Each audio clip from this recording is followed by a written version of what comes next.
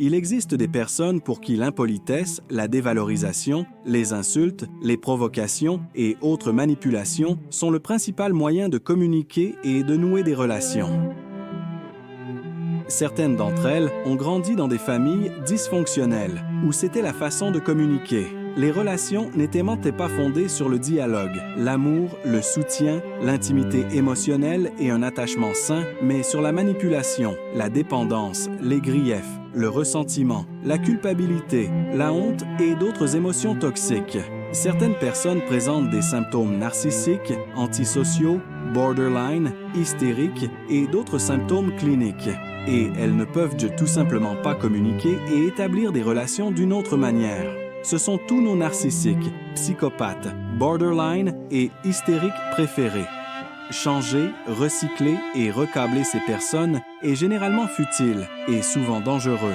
Dans la plupart des cas, elles sont tout simplement incapables d'agir différemment ou même de réfléchir de manière critique à leurs actions, comme dans le cas des troubles de la personnalité.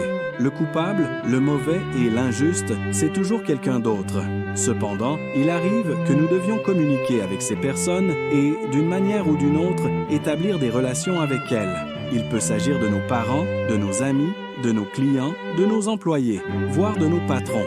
C'est pourquoi il est si important de pouvoir communiquer avec ces personnes sans entrer en conflit, mais aussi sans se trahir. La plupart des manipulations sont liées à la honte, à la culpabilité et au transfert de responsabilité. Il peut s'agir d'une attaque directe. Il peut s'agir d'une provocation. Il peut s'agir de crochets et de contagion émotionnelle. Dans tous les cas, il s'agit de violer les limites personnelles et d'influencer les valeurs d'une personne afin de susciter des émotions fortes qui la déstabiliseront. Comment cela se passe-t-il? La première option consiste à attaquer la personnalité et les qualités d'une personne. C'est la création de la honte. C'est une insulte. L'attaque par le concept du moi. Tu es mauvais. Tu es une erreur. Tu es un salaud. Tu es un manipulateur. Tu es un mauvais mari. Vous êtes un mauvais fils, une mauvaise fille, une mauvaise épouse, un mauvais frère, un mauvais beau-frère, un mauvais entremetteur, un mauvais patron, un mauvais subordonné. En fait, c'est une honte d'être comme ça. La seconde est la création d'un sentiment de culpabilité. Il s'agit d'une attaque contre les actions, les compétences et les résultats. Vous êtes en faute. Vous avez commis une erreur. Tout est de votre faute. Tu as fait une erreur. Tu t'es encore planté. Vous avez encore échoué. Vous devez être puni. La troisième est la dévalorisation. Tu ne sais rien. Tu ne sais rien. Tu ne peux rien faire. Personne n'a besoin de toi. Tu es inférieur. Tu n'es personne et ta place est près des toilettes. La quatrième est le transfert de responsabilité. Tu dois le faire. Tu dois le faire. Tu dois le faire. Si ce n'était pas pour toi, si ce n'était pas pour moi, il n'y aurait pas de toi. C'est à cause de toi. Tu me le dois. Tu me dois tout et ainsi de suite. C'est un jeu dans lequel il faut être dans la honte, dans la culpabilité, dans la peur, dans la dette, dans la dépendance, pour pouvoir se faire manger impunément, boire son sang et son énergie, s'affirmer à ses dépens et lui prendre ses ressources. Par exemple, le principe du vampirisme psychologique est que quelqu'un viole vos limites personnelles et que vous n'avez aucun moyen de le protéger. La dernière chose à faire dans ce cas est donc de jouer le jeu proposé, même s'il commence par quelque chose de positif. Vous êtes exceptionnel. Vous êtes brillant. Vous êtes un vrai professionnel. Vous êtes un vrai homme ou une vraie femme. Tu es parfait ou idéal. Avant toi, il n'y avait que des salauds et des crapules, mais pas toi. C'est fini, le jeu est lancé. Par exemple, la plupart des techniques d'abus psychologiques et notre cycle préféré de comportements abusifs narcissiques commencent par l'étape de l'idéalisation, de l'admiration, des compliments et de la lune de miel. Et plus l'admiration et les compliments étaient doux au début, plus la dévalorisation, les insultes et les accusations seront dures. Dans le domaine du conseil, du recrutement et de l'attitude, il existe également un tel schéma. Si un client, un demandeur d'emploi ou un partenaire vient vous voir et vous dit qu'avant vous, il n'a connu que des salauds, des vauriens, qu'on lui a injustement menti, qu'il a été trompé et trahi dans ses meilleurs sentiments, mais que vous n'êtes pas comme ça. Ici, vous pouvez être sûr que le prochain salaud ou la prochaine canaille, ce sera vous. Par conséquent, si vous êtes insulté, humilié, critiqué, provoqué, dévalorisé, il est important de connaître quelques règles générales.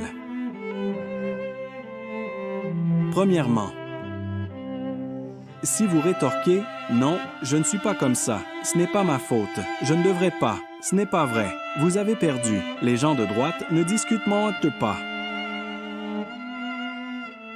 Deuxièmement, si vous vous excusez en disant « Ce n'est pas ce que vous pensez, je vais te l'expliquer maintenant, je vais tout vous montrer tout de suite, j'avais mes raisons, je devais le faire. En fait, j'ai été piégé, alors vous perdez. » Les gens de droite ne trouvent pas d'excuses. Troisièmement, si vous avez réagi, si vous vous êtes offusqué ou si vous avez riposté, vous avez perdu. Vous avez donc été frappé, puis vous avez reçu un coup de poing. Et en général, vous vous chamaillez, vous êtes agressif et vous avez du ressentiment. Et quatrièmement, si vous avez avalé, si vous avez été silencieux ou garce, vous avez perdu. Alors tu l'as admis, alors tout est vrai. Dans tous ces cas, vous avez succombé à la provocation et vous jouez le rôle qui vous a été attribué. Il est important de voir à temps dans quel jeu on est entraîné et de savoir comment ne pas y jouer. Si un cochon vous incite à vous battre avec lui dans la boue, demandez-vous si vous en avez besoin. Si c'est dans vos projets, s'il correspond à vos intérêts et à vos objectifs. Pour un cochon, la boue est son habitat naturel. C'est là qu'il a le plus d'expérience et d'habileté. Et il vous invite maintenant à entrer dans son monde merveilleux d'humus parfumé et de bouillies délicieuses.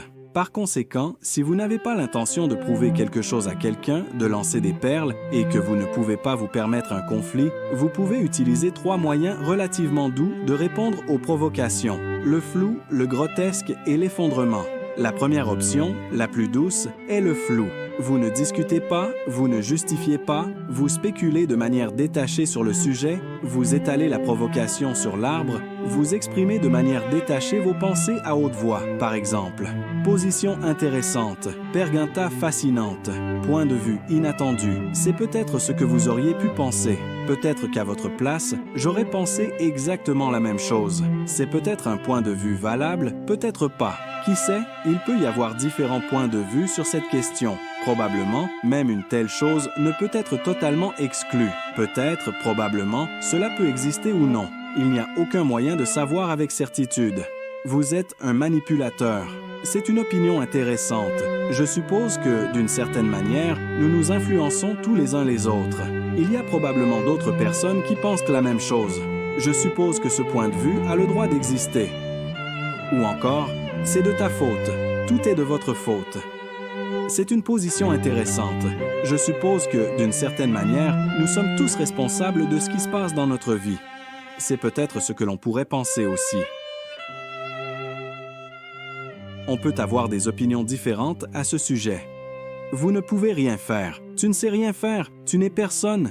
C'est une affirmation forte. Nous sommes tous limités dans nos capacités d'une manière ou d'une autre. Peut-être avez-vous droit à cette opinion aussi. Il y a différentes façons de voir les choses. Vous répondrez de cela.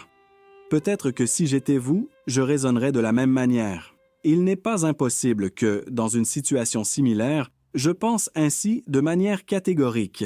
Peut-être que ce point de vue a le droit d'exister, ou peut-être qu'il ne l'a pas. La science ne le sait pas. Certains hommes politiques commencent leurs réponses à des questions gênantes, précisément en les balayant d'un revers de main. La deuxième option suivante est le grotesque. C'est surjouer, c'est amplifier la réponse, c'est la pousser jusqu'à l'absurde. Par exemple, tu es mauvais, tu es une crapule et une ordure. Ouais, je suis bien pire que vous ne le pensez. Je suis tout simplement la pire personne au monde. Je suis l'engeance de l'enfer. À côté de moi, le diable n'est qu'un petit farceur.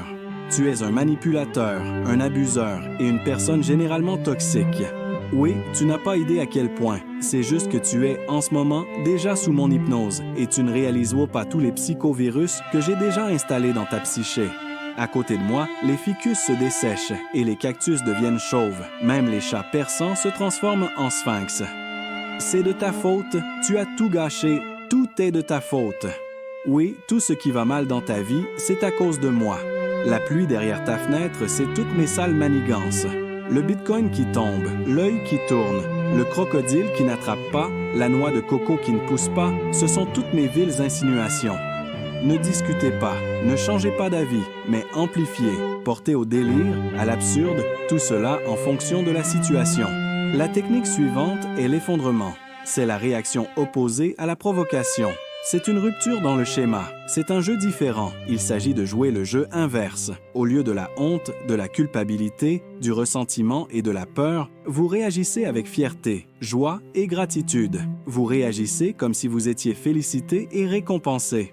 Oui, naturellement, naturellement. Comment pourrait-il en être autrement? Par exemple, tu es manipulateur, égoïste et suceur de sang? Oui, naturellement, bien sûr. Comment pourrait-il en être autrement? Pour toi, je suis le manipulateur et le suceur de sang, et tu es la victime. Je bois ton sang. Que puis-je en faire d'autre? Naturellement, je te manipule. Comment pourrais-je faire autrement? Tout est de ta faute. C'est toi qui as tout gâché. Est-ce que j'ai bien réussi à te secouer? J'ai fait sortir beaucoup d'émotions de toi.